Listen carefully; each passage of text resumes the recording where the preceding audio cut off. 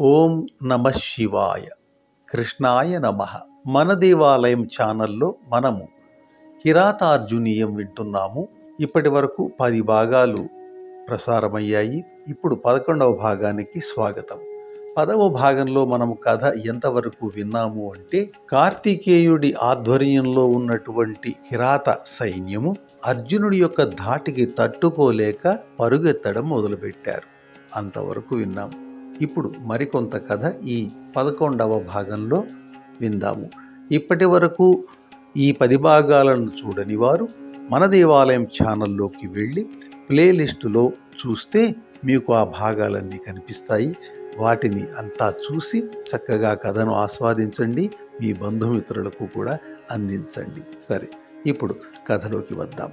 అలా పలాయనం చిత్తగిస్తున్నటువంటి ప్రమదగణాలను కార్తికేయుడు నిలువరించి ఇలా అన్నాడు: మీకు వృత్రాసురుని సైన్యాన్ని చిత్తు చేసిన ఘనత ఉంది. రాక్షసులను అంతమొందించిన మీరు ఒంటరిగా ఉన్న ఒక సామాన్య మానవునికి, అది కూడా ఒక రథం కానీ గుర్రాలు కానీ ఏనుగులు కానీ లేనివానికి వెరచి పరుగెట్టడమా? చతురంగ బలాలు లేకుండానే నేల మీద నిలబడి యుద్ధం చేసేవాడికి మీరు భయపడటమా? ఇంతకంటే సిగ్గుచేటైన విషయం లోకంలో ఉంటుందా? పారిపోయి ఇంటికి వెళితే మీ భార్యలు చూసే చూపులకు మీకు చావాలనిపించదా? ఇలా దెప్పి పొడిచాడు కార్తికేయుడు. పౌరుషం తెంచుకున్న ప్రమథులు ఒకడుగు ముందుకు వేశారో లేదో, అర్జునుని బాణాలు వాళ్ళను చుట్టుముట్టాయి. కార్తికేయుడు నిశ్చేష్టుడై కిం కర్తవ్యం అనేలాగా తన తండ్రి వంక చూశాడు. శివుడు సేనలను పక్కకి తొలగమన్నాడు. అర్జునుని ఎదుట నిలబడి, ఇక నీతో మాటలు లేవు, రాయబారాలు లేవు, నేరుగా యుద్ధమే అని అన్నాడు. భీకరమైన యుద్ధం మొదలైంది. ఒకళ్ళ బాణాలను మరొకరు ఖండిస్తున్నారు. అర్జునుడు తన బాణాలతో సూర్యుని కప్పివేసేలాగా చీకటి సృష్టించాడు. దానికి ప్రతిగా త్రిలోచనుడు తన బాణాలతో సూర్యునికి ఏర్పడినటువంటి అడ్డును తొలగించాడు. శివుడు తరువాత అర్జునుడిపై బాణవర్షం కురిపించాడు.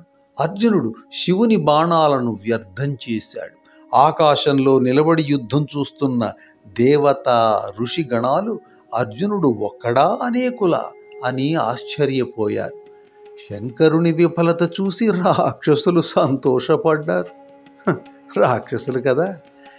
దాంతో శివుడు కొద్దిగా సిగ్గుపడ్డాడు. అర్జునుడు విజృంభించాడు. ప్రశ్వపనం అనే ఆయుధాన్ని ప్రయోగించగా చిమ్మ చీకటి ఆవరించింది. కిరాతుని నుదుట విషంగవర్ణం కల కాంతి ఉదయించి ఆ చీకటిని పారద్రోలింది. అర్జునుడు నాగాస్త్రం ప్రయోగించాడు. పాములు శత్రువులను చుట్టుముట్టాయి.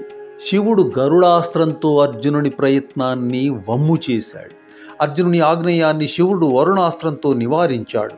ఇప్పుడు శివునిదే పై చెయ్యింది. శత్రువు వృద్ధి అర్జునుడు సహించలేకపోయాడు. క్రోధంతో బాణవర్షం కురిపించాడు. శివుడు అన్ని బాణాలను తనలో కలుపుకున్నాడు. ద్రోణుని వద్ద నేర్చిన విద్య అంతా ప్రయోగించాడు అర్జునుడు. శివుడు దాన్ని వ్యర్థం చేశాడు. శివుడు తన మహిమ చూపడం ప్రారంభించాడిక. అర్జునుడు బాణం అందుకుందామని చూస్తే 2 తూణీరాలు ఖాళీ అయిపోయాయి. చాలా కోపంతో తాటి చెట్టు ప్రమాణంలో ఉండే గాంధీవం ఎత్తి శివుని నుదుటి మీద కొట్టబోయాడు. కానీ అంతలోనే అంతటి గాంధీవము మాయమైపోయింది. మొలలో ఉన్న ఖడ్గంతో బలంగా శివుని భుజం మీద మోనాలనుకున్నాడు. కానీ ఆ ఖడ్గం మాయమైపోయి దాని తాలూకు పిడి మాత్రమే అర్జునుడి చేతిలో మిగిలి ఉంది. అప్పుడు అర్జునుడు ఆలోచనలో పడ్డాడు. ఏమిటా ఆలోచన?